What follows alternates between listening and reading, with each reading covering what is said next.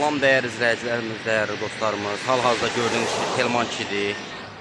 Burada yolun qırağıdır. Bərdağdan yolu görürsünüz. Bərdağdan yolun üstüdür. Yatır. Baba görürsünüz, baba yatır. Fikir vereyim. Evi yok, eşiği yok, çölləm adam. Ona göre deyirəm ki, değer vermək lazım. Valla. Belə insanlara değer vermək lazım. Evsiz eşsiz adamdır o. O harda yatır. Daşın üstünde.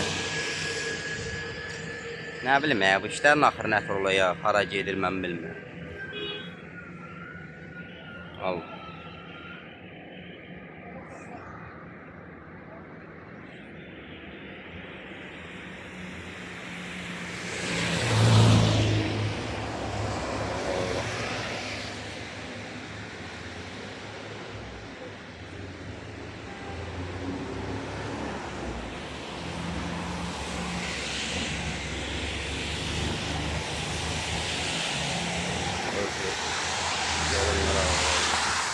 Maşınlar gedib gəlir.